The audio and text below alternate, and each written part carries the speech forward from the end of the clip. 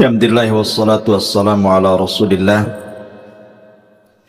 wa ala alihi wa sahbihi wa mawalah wa la hawla wa la quwata illa billahi wa ba'du.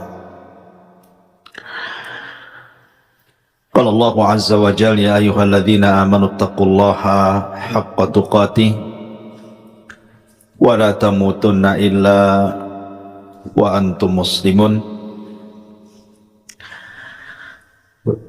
Amma ba'du ma'asyiral muslimin wal muslimat rahimani wa rahimakumullah. Alhamdulillah, di pagi menjelang siang ini kembali kita bisa duduk di tempat ini.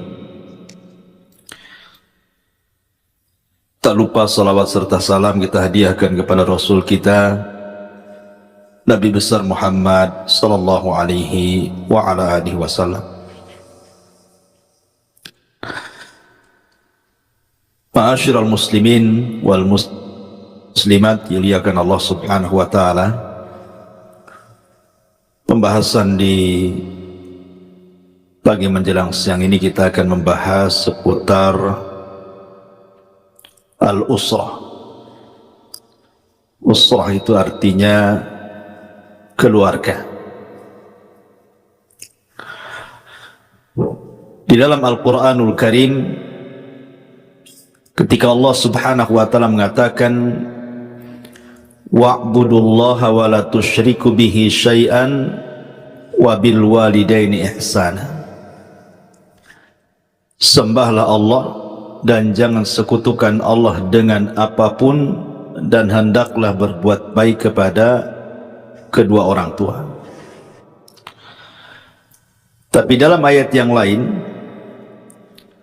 Allah subhanahu wa ta'ala mengatakan ya ayyuhalladzina amanu qu anfusakum wa ahlikum nara, wahai orang-orang yang beriman, jagalah diri kalian dan keluarga kalian dari api neraka.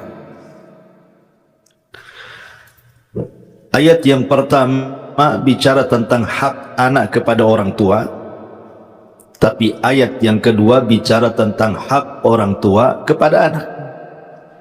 Artinya dalam keluarga itu ada hak-hak yang wajib dilaksanakan oleh kedua belah pihak.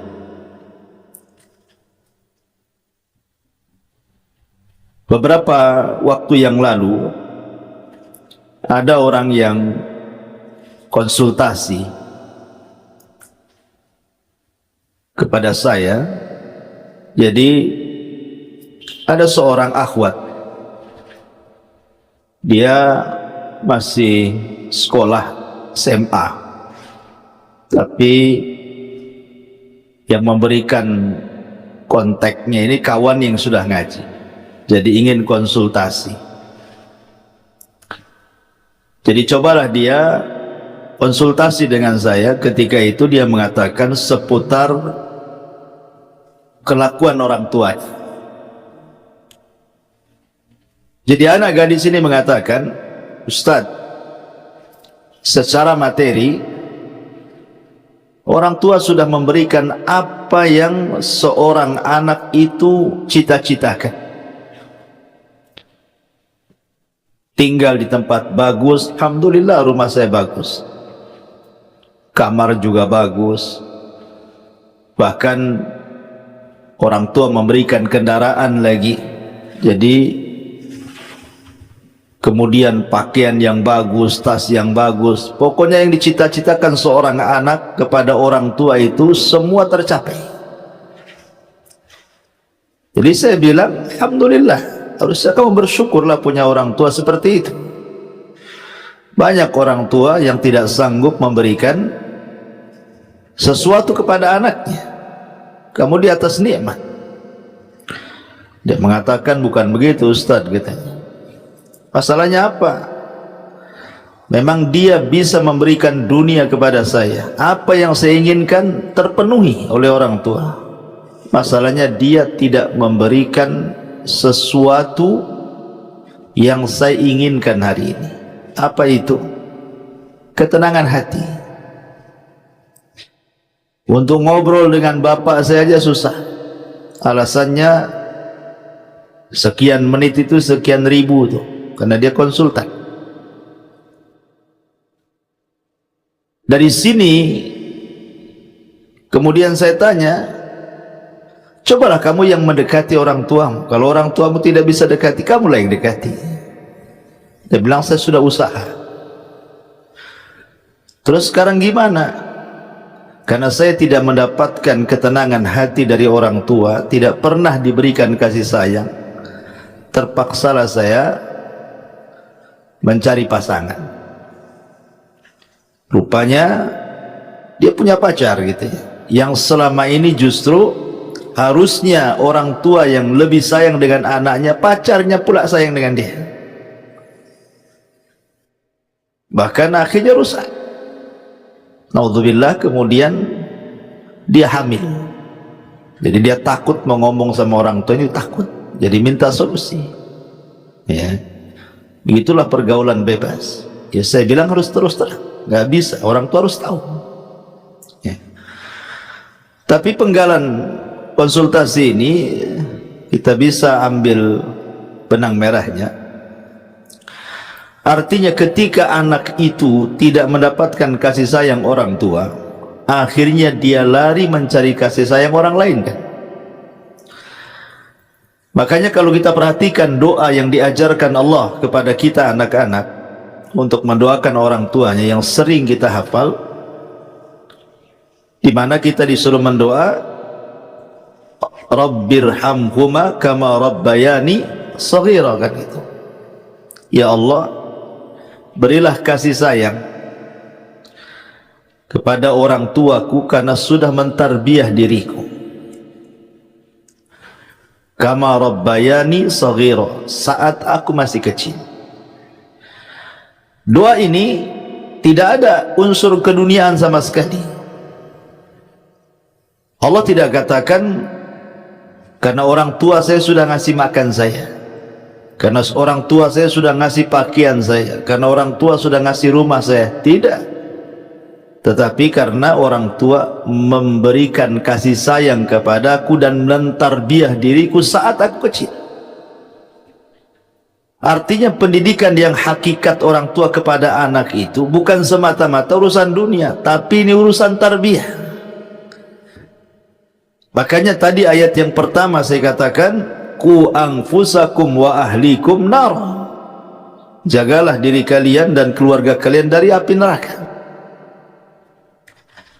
Pembahasan yang kita akan fokuskan di sini adalah kezaliman orang tua kepada anak. Jadi terkadang kalau kita cerita tentang birrul walidain, sudah banyak kita mendengar ya, banyak anak-anak yang durhaka kepada orang tuanya sehingga orang tuanya mengeluh, anak saya begini, anak saya begitu, macam-macam kan itu ya. Kebanyakan keluhan di masyarakat itu biasanya orang tua stres gara-gara anaknya ya. Tapi kalau kita balik pembahasannya, bahwa justru hari ini banyak juga orang tua yang durhaka kepada anaknya. Bukan hanya sekedar anak durhaka kepada orang tua saja, tetapi sebaliknya. Padahal nanti pada hari kiamat yang pertama ditanya itu bukan anak baru orang tua, tapi orang tua dulu baru anak ya. Kenapa demikian? Karena ada hadis yang mengatakan kullu maulud yuladu alal fitrah, setiap bayi yang dilahirkan itu terlahir Islam. Fitrah di sini artinya Islam. Kemudian Rasul mengatakan fa abawahu yuhawidanihi au yunassiranihi au yumajjisani, bapaknya yang menjadikan dia Yahudi, menjadikan dia Nasrani ataupun Majusi. Hadisnya titik sampai di sini.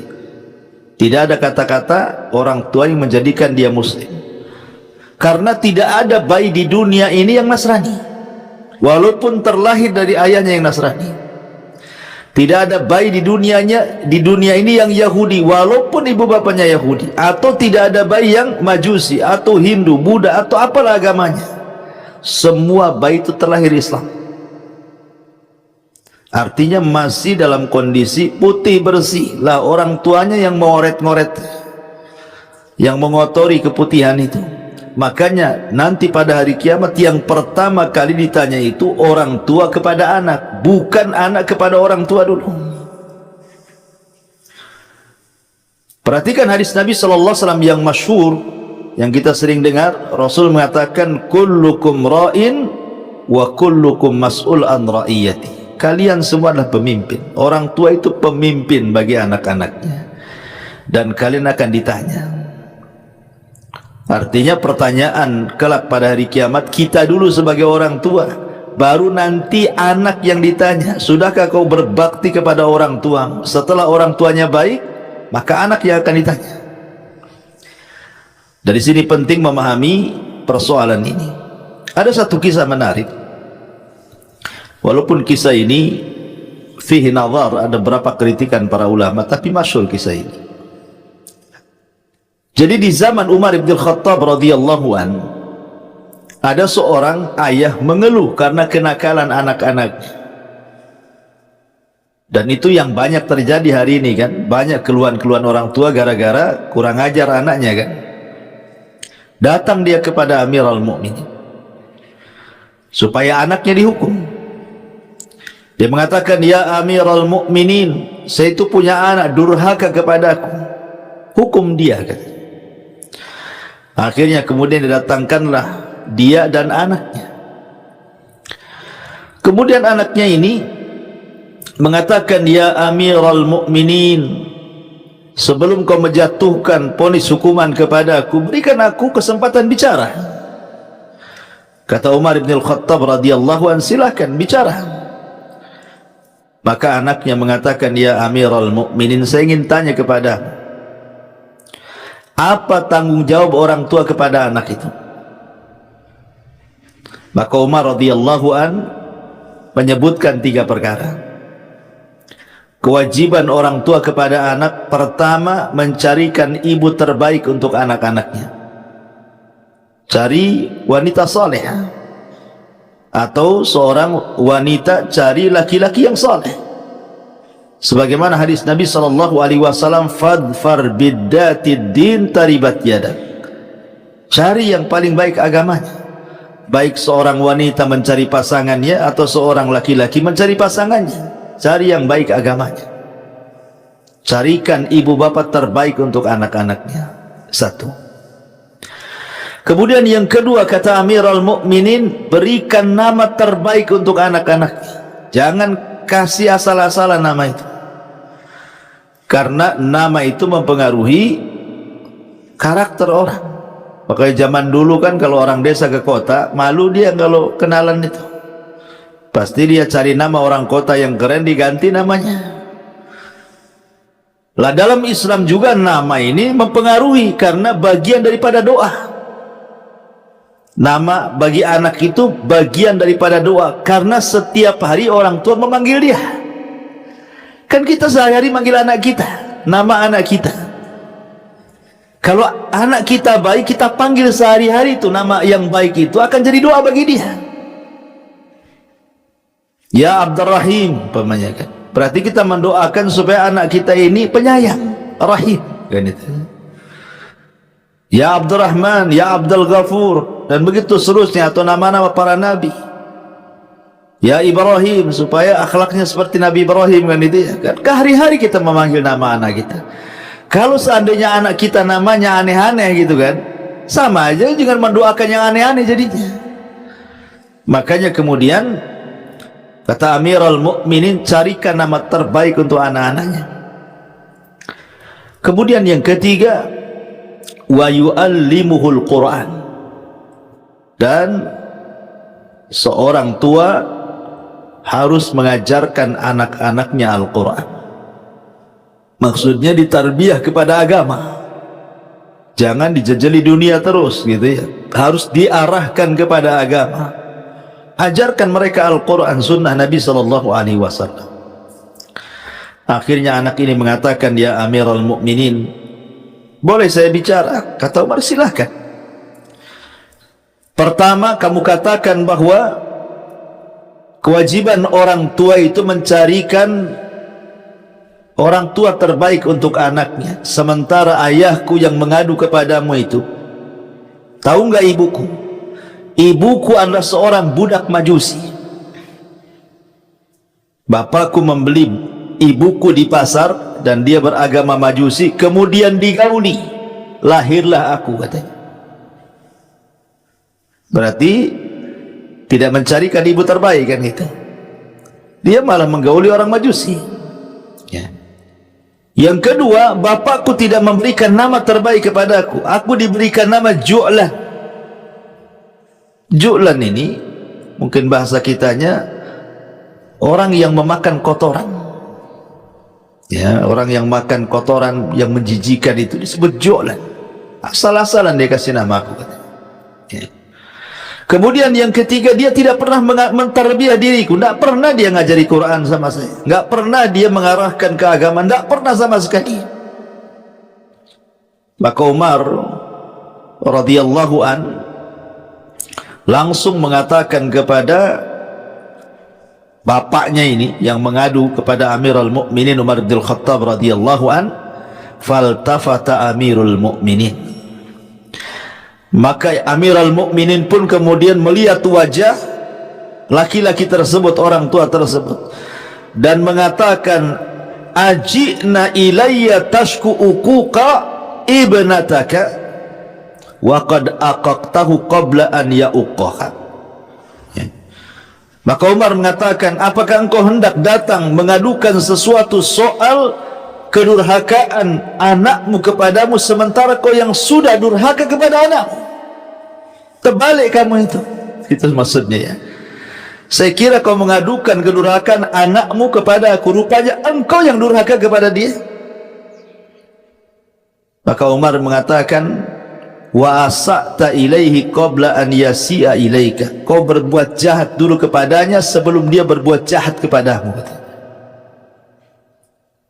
Lihat dari sini bahwa tidak semua kalimat durhaka itu mesti dari anak ke orang tua. Terkadang dari orang tua juga, kalau dia tidak mentarbiyah anaknya, dia juga durhaka dengan anaknya. Makanya saya tertarik dengan perkataan Imam Ibnul Qayyim rahimahullah ta'ala mengatakan bahwa iktsaru fasadil abna minal aba. Kata Imam Ibnul Qayyim rahimahullah ta'ala, kebanyakan rusaknya anak-anak itu ditimbulkan karena orang tuanya. Banyaknya rusaknya anak itu karena yang merusak orang tuanya.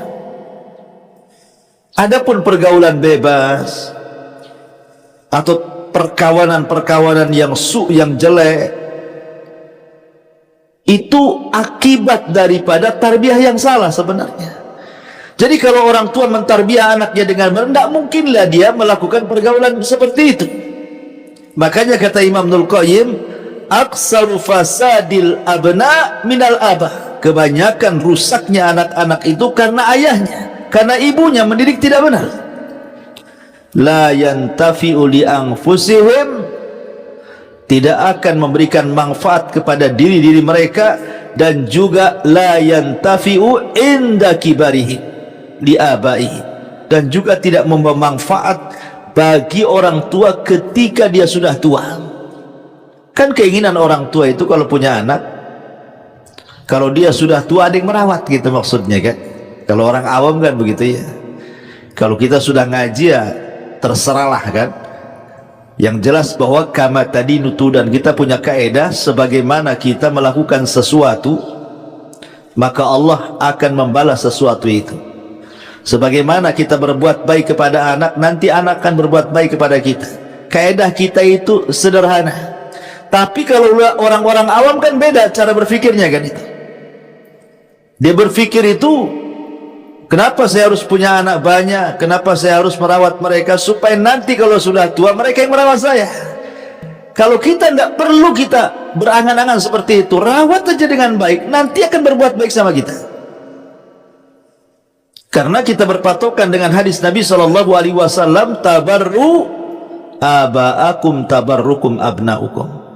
Sebagaimana kita berbuat baik kepada orang tua kita, nanti anak-anak kita juga berbuat baik kepada kita, ada imbasnya di situ. Ya. Ma'asyiral muslimin wal muslimat rahimani wa rahimakumullah. Bahkan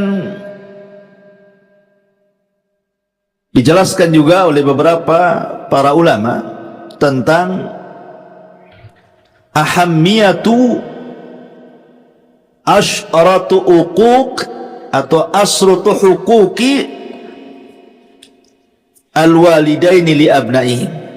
Jadi kata para ulama, perhatikan 10 perkara yang harus ada pada setiap orang tua kepada anaknya. 10 perkara ini perhatikan, ya. Yang pertama, ikhtiyarul ummi salihati tayyibati dzatal asli tayyibati wal khuluqil qawimi. Pertama, pilihlah seorang ibu yang saleh atau seorang ayah yang saleh yang punya asal yang baik dan akhlak yang baik. Tadi sudah saya katakan perkataan Umar bin Khattab, carilah orang tua yang terbaik untuk anak-anaknya, karena ini akan mempengaruhi masalahnya, akan mempengaruhi jahatnya orang tua kepada anak, ya. Tetapi masalahnya sebenarnya kalau seandainya bapaknya ngerokok, ibunya ngerokok, anaknya ngerokok, itu saya kira sudah wajar kan. Ya wajar aja lah anak yang ngerokok, orang tuanya ngerokok juga kan, itu ya. Umpamanya bapaknya bajingan, anaknya bajingan, ya wajar lah. Bapaknya aja bajingan, umpamanya kan seperti itu. Justru yang mengherankan itu kalau bapaknya bajingan, anaknya pula ustadz. Nah, itu agak heran kan itu ya. Orang tuanya tidak pakai jilbab, sobek-sobek, nggak jelas pakaiannya, anaknya pula menutup aurat pakai cadar gitu. Bapaknya nggak sholat, anaknya pula rajin sholat. Itu yang buat heran sebenarnya. Kalau seandainya anaknya jahat, orang tuanya jahat, kita tidak heran. Ya memang tarbiyahnya seperti itu kan. Tetapi berapalah banyaknya orang tua yang jahat, anaknya yang baik gitu. Berapa? Itu kan karena hidayah anak saja sebenarnya. Tidak banyak, kebanyakan itu umumnya anak-anak itu ikut orang tuanya. Orang tuanya baik ikut baik, orang tuanya jahat ikut jahat. Itu umumnya manusia seperti itu. Sedikitlah ada orang tua yang jahat anaknya baik itu. Ya karena itu Allah memberikan hidayah kepada kita dan juga kepada anak-anak tersebut gitu. Jadi makanya dari situ kita harus mencari sebab. Salah satu sebabnya adalah ikhtiar tadi, mencari pasangan terbaik. Dan ini kita harus doktrin ibu-ibu yang punya anak perempuan gitu ya, atau punya anak laki-laki. Jadi sekarang sudah didoktrin anak-anak itu, kalau cari pasangan, nah, kalau cari istri atau cari suami, cari yang terbaik ya. Bukan terbaik itu secara dunia, tidak, materi itu bisa dicari, tetapi agama itu sulit dicari. Kemudian yang kedua, tarbiyatuhum tarbiyata imaniyah. Kewajiban kita orang tua itu memberikan tarbiyah imaniyah, tarbiyah yang mendorong anak itu jadi takwa ya, jadi takut kepada Allah Subhanahu wa taala.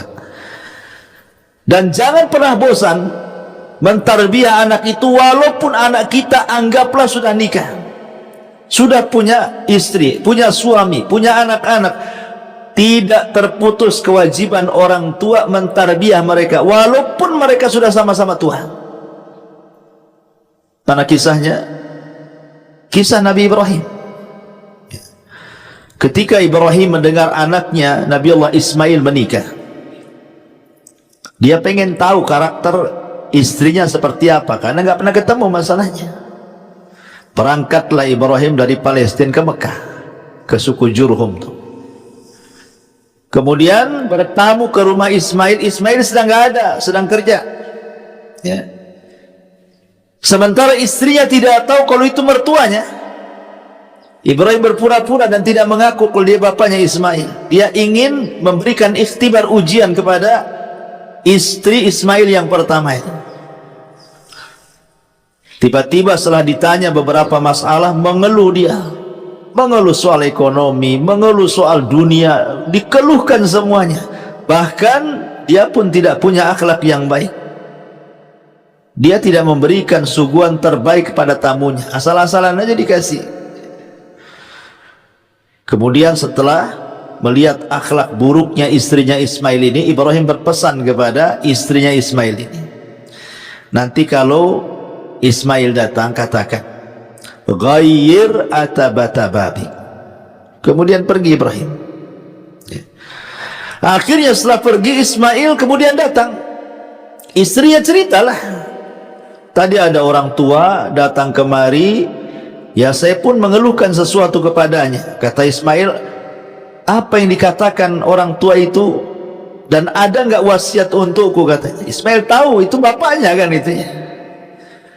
Nggak tahu katanya, dia cuman berpesan kalau datang suamimu katakan ghayyir atabata babik, ganti itu tangga yang menuju rumah depanmu tuh. Maksudnya sudah cerai kan gitu. Gak beres istrimu ini gitu. Dari situ Ismail menceraikan istrinya karena jelek tuh akhlaknya ya. Artinya siapa yang menyuruh Ismail menceraikan istrinya? Bapaknya Ibrahim kan. Dari sini menunjukkan Ibrahim masih peduli dengan anaknya, padahal sama-sama sudah berkeluarga kan, masih memperhatikan anaknya Ismail. Akhirnya kemudian selang beberapa waktu, adalah pembesar Jurhum punya anak yang salihah, yang bagus sekali, kemudian dijodohkan dengan Ismail. Akhirnya rumah tangganya semakin membaik, tapi Ibrahim tetap mau menguji istri keduanya ini. Datang dia, subhanallah, baru datang saja sudah disuguhkan dengan air putih, daging kambing, maksudnya air zam-zam, daging kambing, dan makanan-makanan lezat. Dari situ saja sudah bagus tuh kan. Nah, padahal nggak kenal bahwa itu adalah mertuanya tuh. Kemudian ditanya soal kehidupannya, masya Allah dia qanaah, dia senantiasa ridha dengan pemberian Allah Azza wa Jal.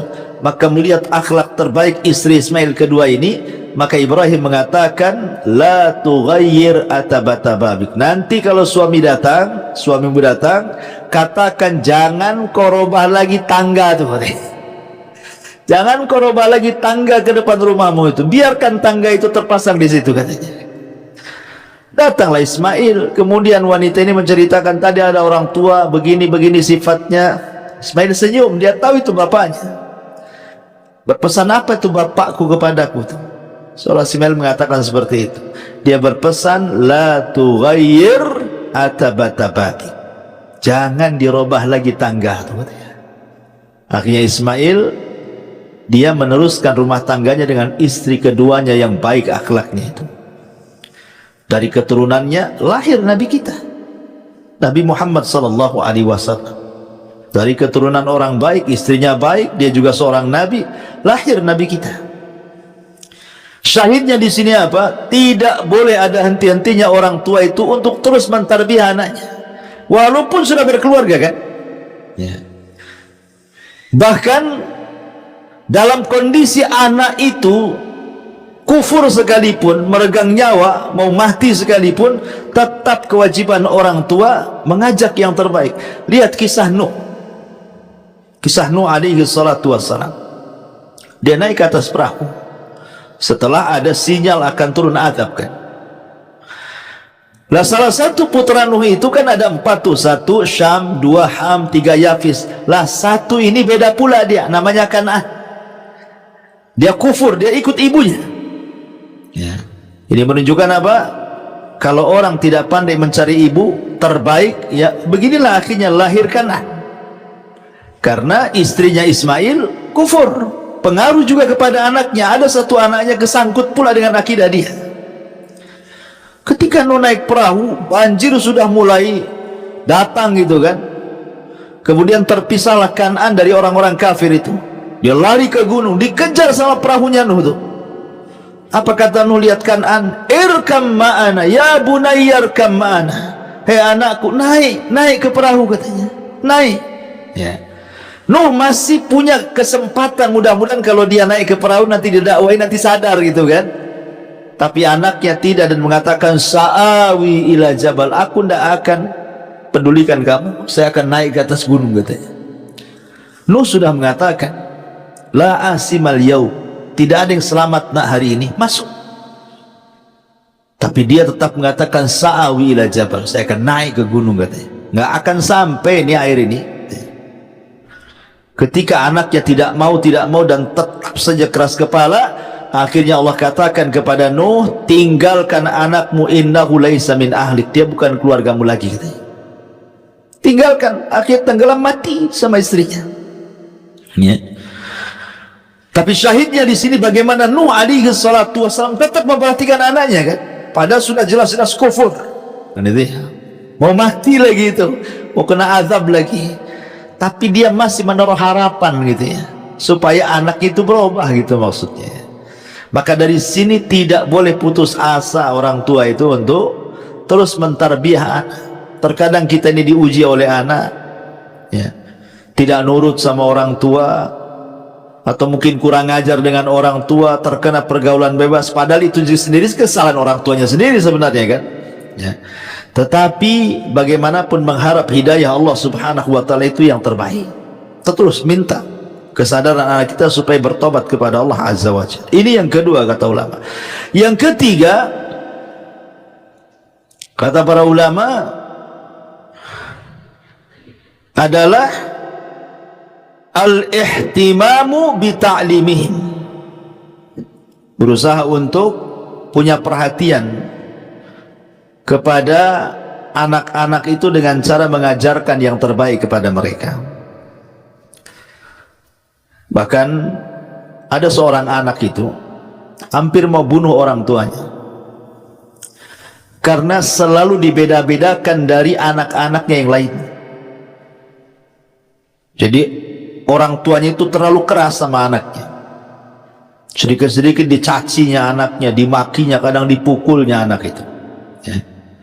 Sehingga anak ini berkeinginan, bercita-cita mau bunuh orang tuanya. Hampir saja saya taruhkan racun itu katanya biar mati bapak itu kan. Ada anak yang membunuh orang tuanya kan. Kenapa? Karena tidak ditarbiyah masalahnya, dendam dia jadinya sama ayahnya sendiri. Makanya betul tadi kata Imam Ibnul Qayyim itu, anak yang tidak tarbiyah ini sudah tidak manfaat bagi anak itu sendiri kelahirannya. Yang kedua, setelah anak ini besar tidak akan manfaat setelah tua orang tuanya.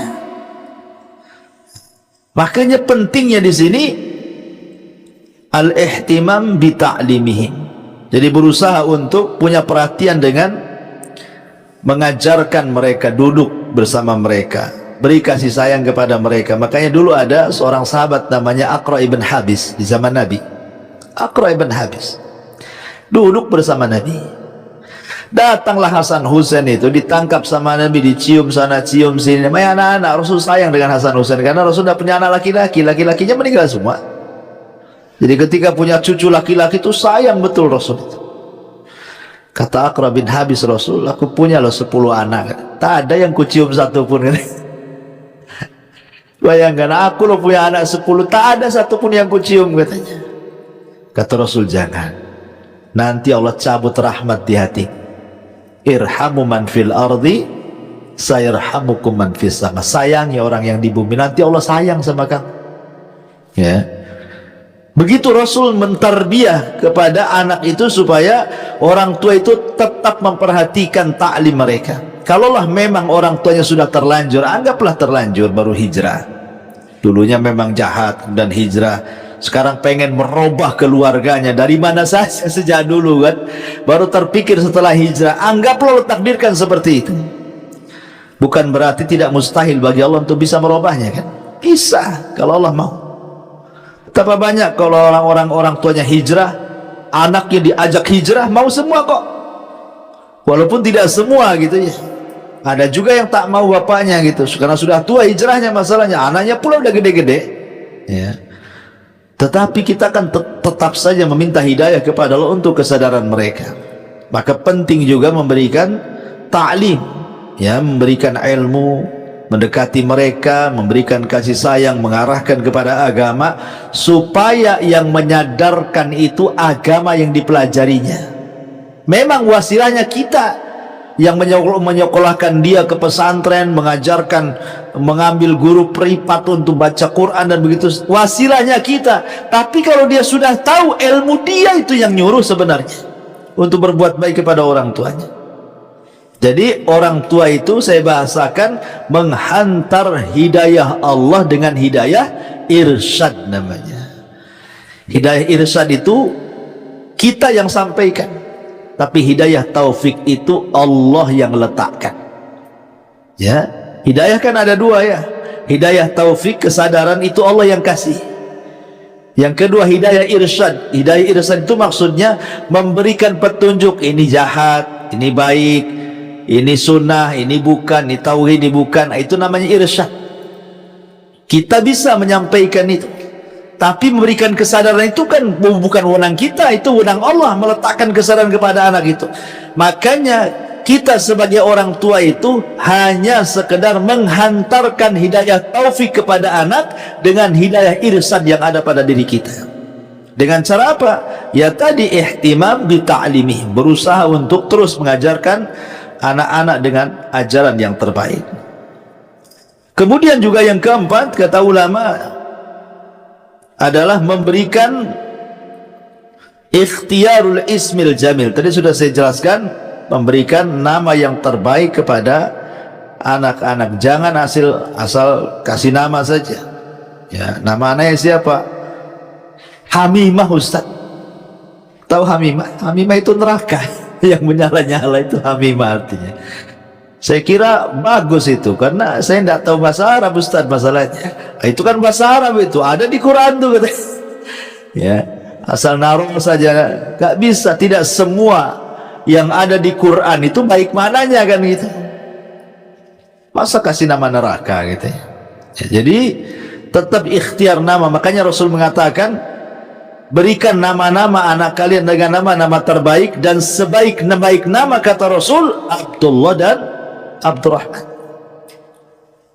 Kenapa Abdullah dan Abdurrahman itu nama terbaik bagi laki-laki? Karena Abdullah, abdun, dinasabkan kepada Allah, dan Allah itu adalah Tuhan kita.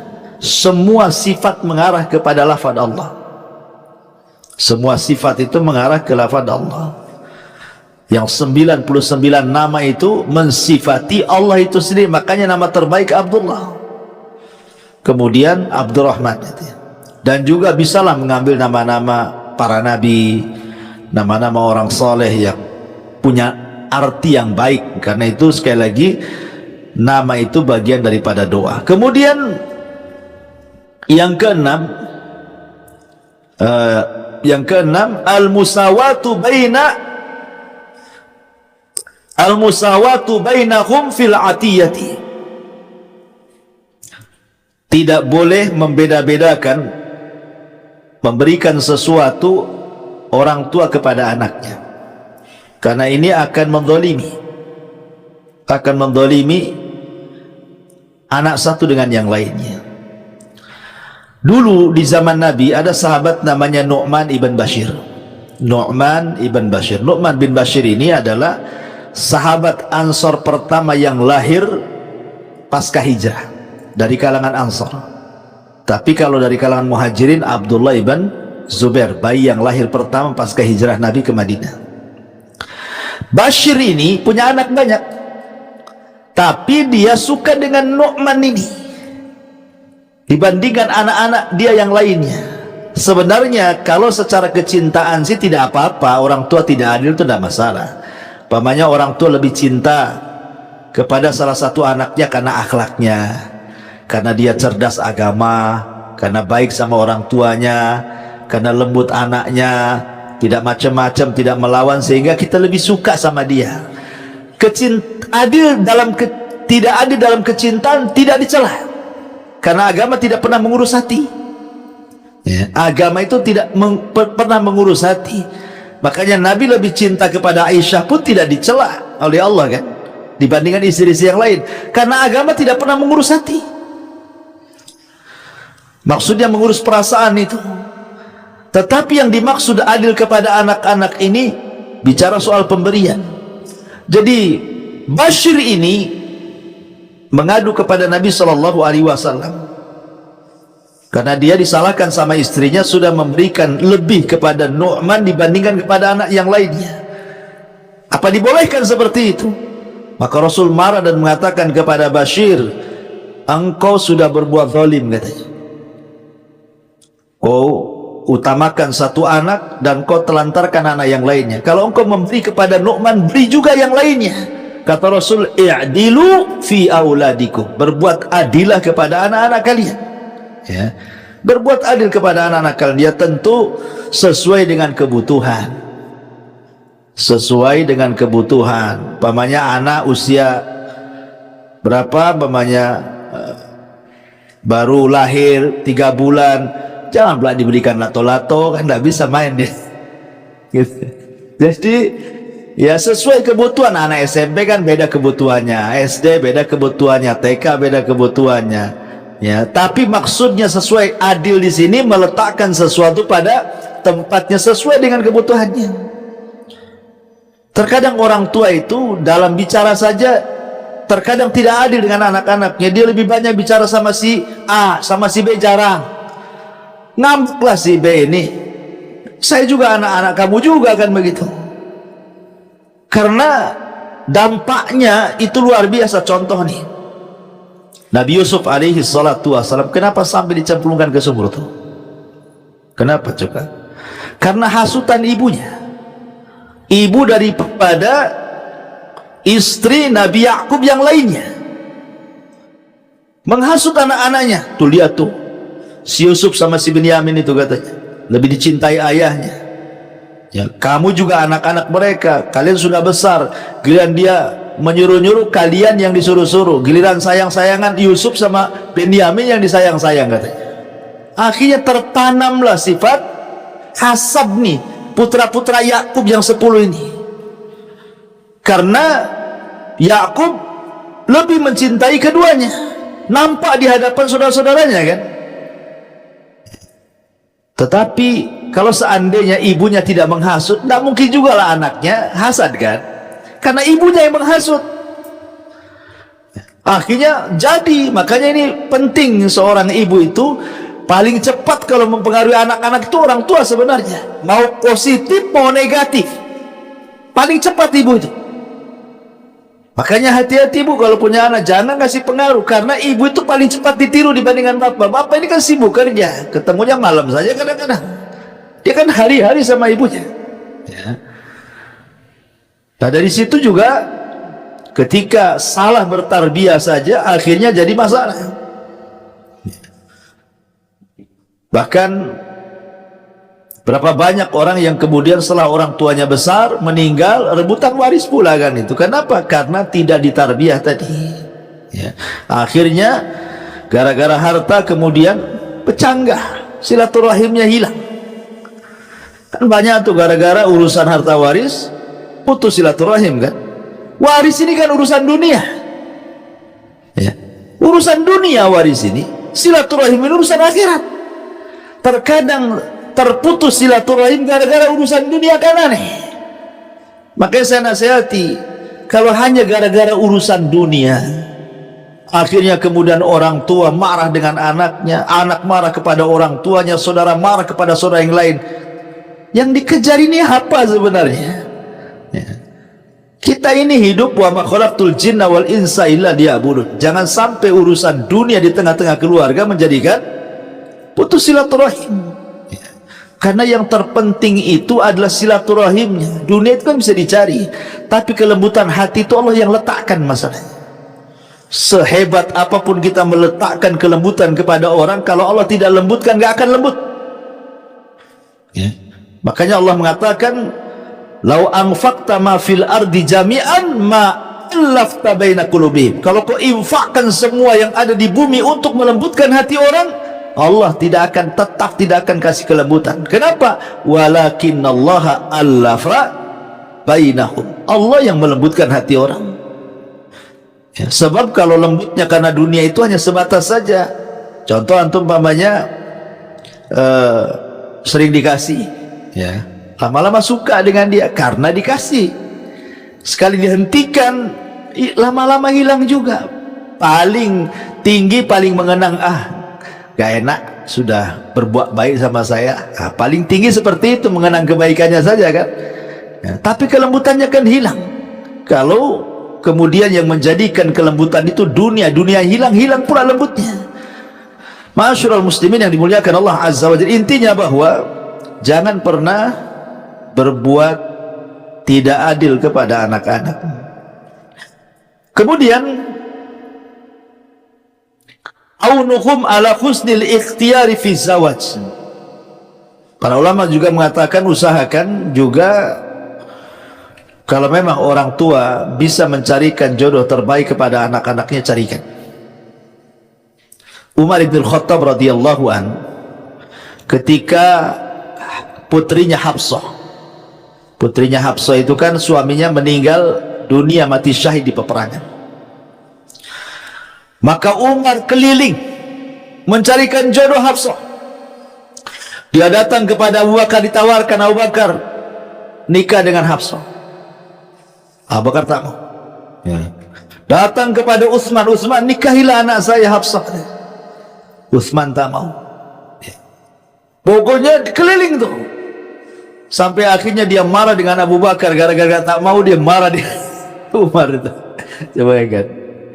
Akhirnya datang ngadu kepada Rasulullah. Rasul, masa aku nawarkan Hafsah kepada Abu Bakar, dia tak ada jawaban, katanya. Ngomonglah apa alasan yang jelas, kan itu. Aku datang kepada Utsman, masihlah Utsman kasih jawaban, masih lembut ya dia. Aku pahamilah jawabannya. Ini Abu Bakar ini mana tak mau ada jawaban nih. Kemudian kata Nabi SAW, begini wahai Umar, Hafsah dia akan mendapatkan suami yang jauh lebih baik dibandingkan Utsman, dan Utsman akan mendapatkan jodoh terbaik dibandingkan kamu, katanya. Maksudnya apa? Akhirnya kan Rasul yang meminang Hafsah dan Utsman menikah dengan putri Nabi, ya. Kemudian setelah tahu Rasul menyebut-nyebut Hafsah, kemudian Abu Bakar baru cerita, bukan saya tak mau anakmu, Nabi menyebut-nyebut nama anakmu masalahnya. Mungkin saya dahulukan Nabi kan, gitu ya.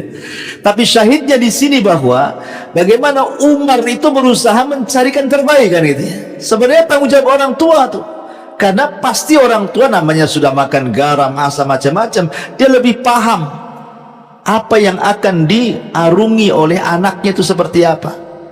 Ya. Tapi kalau orang tuanya sudah tidak punya perhatian sama anak, ya wajarlah kemudian dia cari di Facebook, cari di YouTube, cari di Instagram, entah apa-apa. Akhirnya beli kucing dalam karung lah dapatnya, nggak jelas. Ya. Habis itu disalahkan tuh anak-anaknya, bodoh kok katanya. Kepada orang tuanya kan jadikan anaknya sendiri bodoh-bodohkan sama orang tuanya. Ya. Makanya di sini tetap juga kewajiban orang tua kalau bisa aunum, tolong mereka ala husnil ikhtiyari fi zawaj, carikan jodoh terbaik untuk anak-anaknya, ya. Walaupun mereka yang akan mengarungi rumah tangga, tetapi kan orang tua paham karena dia sudah pernah berumah tangga, jadi tahu gitu ya. Baik, kemudian yang nomor 8, tazwijuhum, berusaha untuk menikahkan. Kalau sudah dapat jodoh, ya kewajiban orang tua menikahkan, cari dana, kan itu ya. Ya. Cari dana, kasih yang terbaik kepada anaknya supaya ada kesan orang tuanya ketika dia menikah seperti apa, ya. Kemudian juga yang nomor 9, wujubun nafaqati alaihim in kanu fuqara, wajib memberikan nafkah kepada mereka kalau mereka masih fakir. Namanya orang tuanya kaya, anaknya sudah berumah tangga, suaminya kerjanya ya seperti itu saja, walaupun sudah berumah tangga, nggak apa-apa lah, masih dibantu sama orang tuanya, nggak apa-apa, dibantu orang tuanya, ya.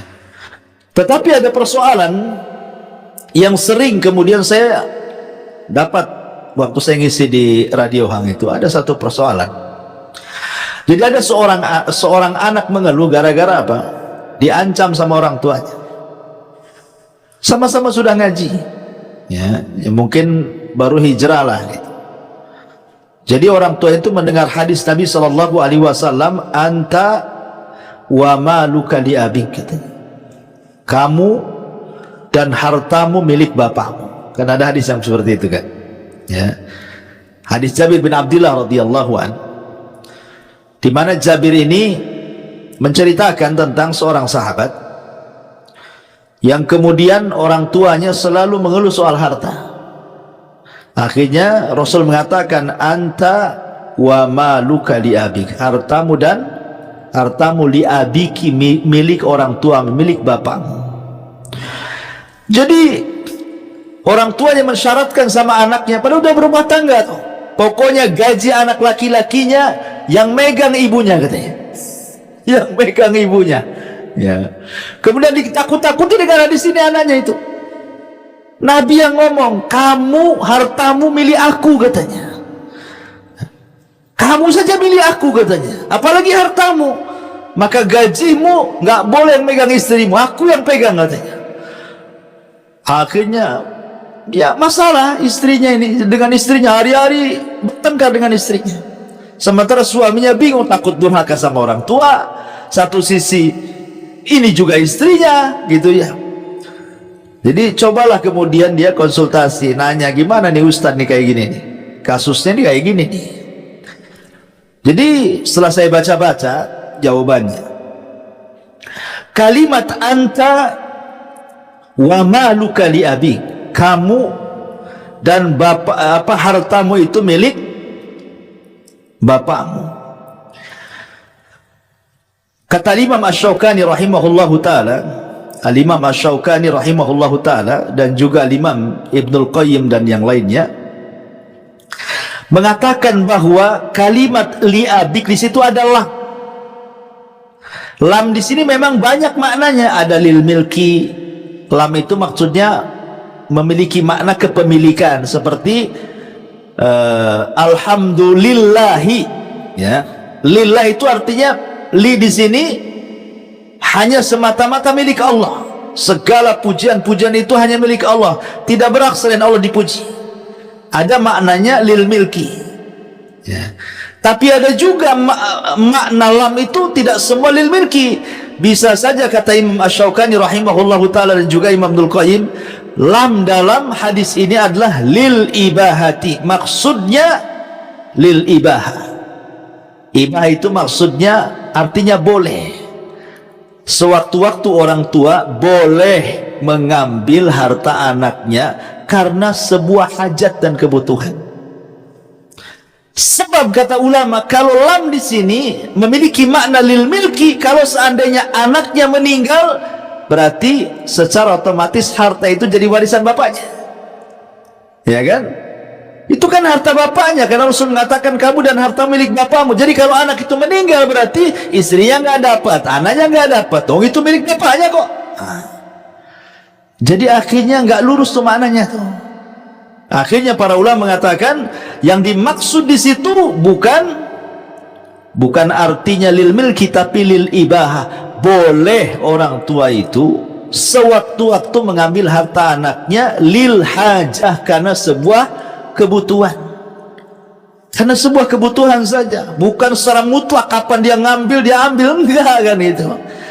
Mungkin orang tuanya pengen handphone supaya bisa komunikasi, nggak punya duit, minta sama anaknya, kan itu ya.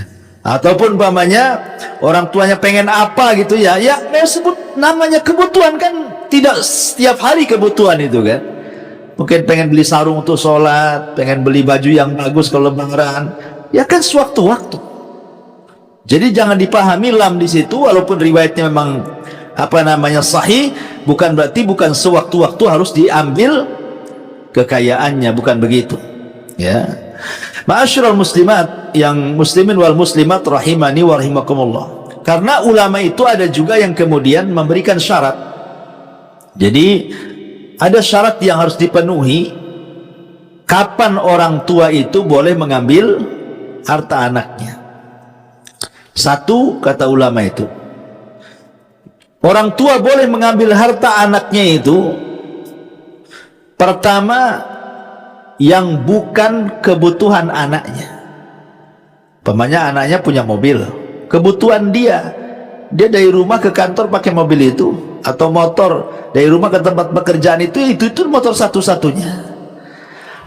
Kalau itu hajat anaknya, jangan diambil.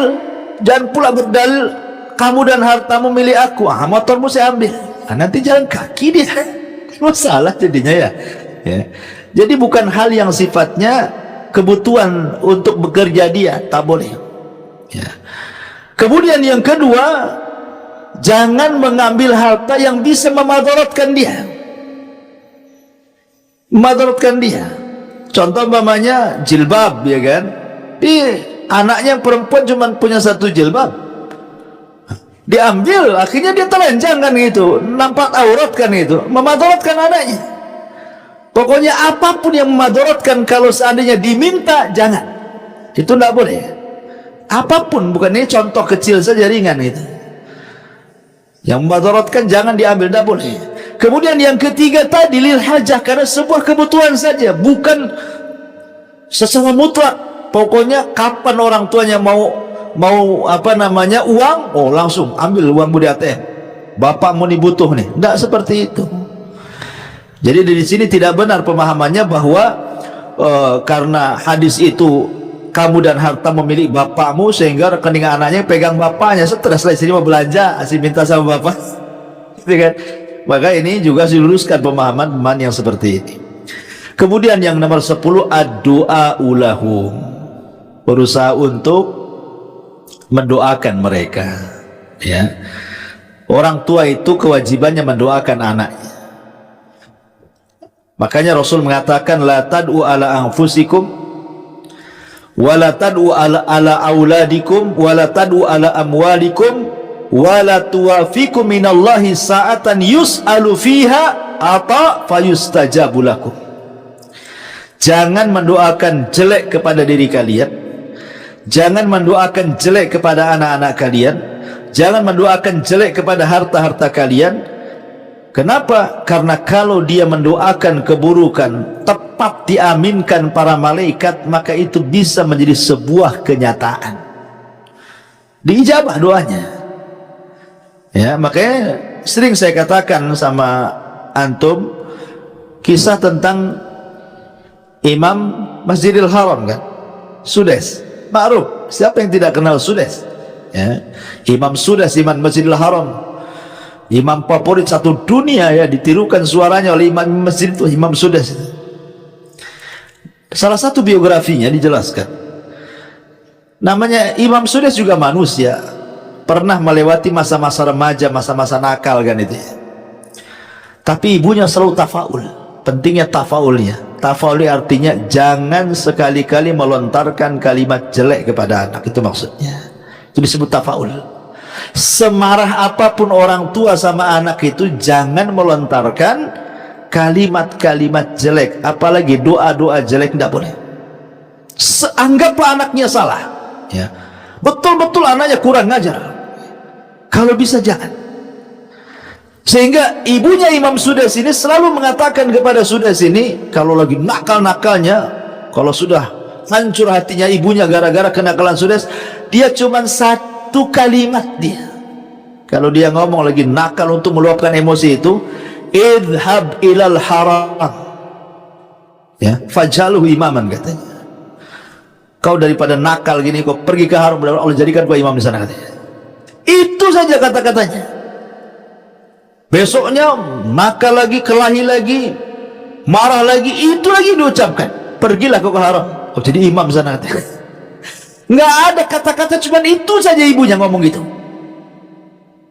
Akhirnya Allah takdirkan, jadilah dia imam. Siapa yang tidak kenal Imam Sudes? Satu dunia orang kenal. Kan enak bu, kalau anaknya nakal pergi ke Jabal Uhud, gantikan Abu Merah tuh. Lama betul pula gantiin saja. Iya kan? Tapi kan maksudnya jangan pernah mendoakan keburukan. Jangan.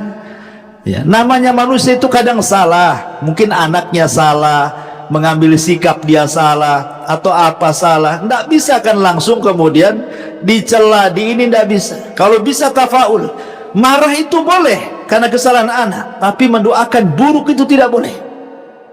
Apalagi sampai meluapkan dengan kata-kata binatang, naudzubillah. Apalagi sampai kemudian dengan doa-doa kecelakaan.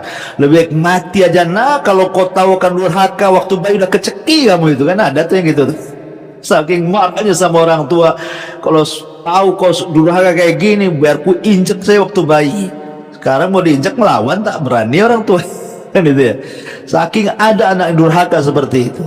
Ya, ingat bahwa yang memutarbalikan hati kita itu Allah. Maka mudah-mudahan dengan doa yang terbaik itulah Allah tidak mustahil merubah hati anak yang jahat itu jadi baik. Tidak mustahil bagi lo. Banyak kok peristiwa-peristiwanya. Anak yang tadinya durhaka jadi penyayang dengan orang tuanya. Baik, ma'asyiral muslimin wal muslimat rahimani wa rahimakumullah. Inilah diantara nasihat para ulama, intinya bahwa jangan sekedar orang tua itu menuntut anaknya baik, anaknya harus baik gitu, tapi juga anak juga menuntut orang tuanya juga memberikan tarbiyah kebaikan kepada anaknya. Balance jadinya keluarga itu kan ya, jangan sampai berat sebelah. Kebanyakan kita ini terkadang orang tuanya yang banyak menuntut anak, sementara tuntutan anak kepada orang tua maksudnya dalam tarbiyah itu tidak pernah dilakukan.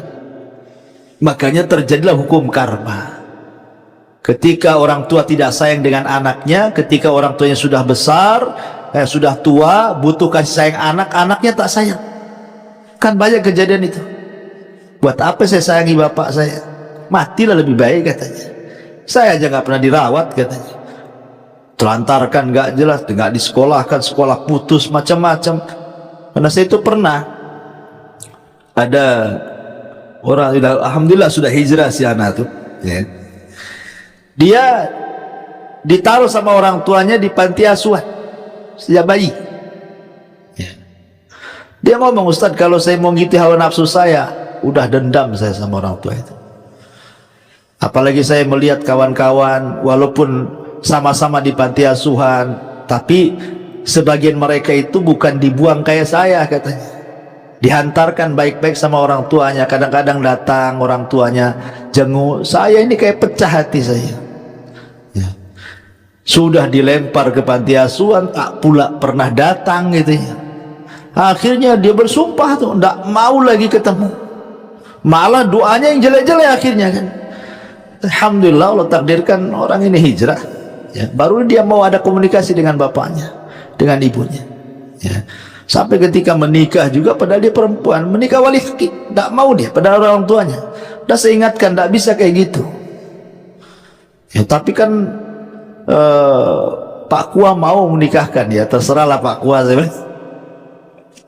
Terserah Pak Kua lah saya bilang kan. Tapi yang jelas bahwa kan tidak seperti itu, karena berbuat baik kepada orang tua itu bukan seperti pandangan pedagang ke pedagang ya. Apa pandangan pedagang ke pedagang? Kalau ada untung mau gabung, kalau tak ada untung ngapain saya gabung? Itulah pedagang ya. Pandangan anak kepada orang tua itu bukan pandangan pedagang ke pedagang. Perintah berbuat baik anak kepada orang tua itu dari Allah. Mau orang tuanya jahat, mau orang tuanya baik, Allah yang perintahkan birrul walidain. Nggak ada urusan dengan orang tua. Pokoknya saya harus berbuat baik. Orang tua mau saya mau kayak apa terserah dia kan itu. Karena saya berbuat baik kepada orang tua bukan karena orang tua, tetapi karena Allah. Itu maksudnya. Jadi bukan karena barter. Kalau orang tua baik, saya baik. Kalau dia jahat, ngapain saya baik gitu. Bukan begitu. Ya. Perintah berbuat baik itu karena Allah. Sama juga ketika orang tua mentarbiyah anak ya. Bukan kalau anak saya baik, bukan begitu ya. Ini sudah kewajiban. Allah mengatakan ku anfusakum wa ahlikum nar. Soal anak itu mau jadi apa terserah. Kewajiban saya merawat dia, mentarbiyah dia, mengarahkan dia ke agama. Soal nanti sudah besar terpaksa, karena banyak orang tua yang kecewa ketika mentarbiyah anak bukan karena Allah, tidak sesuai dengan keinginannya. Maunya anak jadi polisi, jadi satpam pula, kan nggak balance tuh gitu ya. Maunya jadi anak pengusaha, jadi karyawan pula. Nah, itu karena niatnya bukan karena Allah. Wallahu alam. Ini di antara nasihat-nasihat yang disebutkan para ulama soal kezaliman seorang orang tua kepada anak. Taib, sampai di sini kita buat tanya jawab, silahkan kalau ada yang mau bertanya.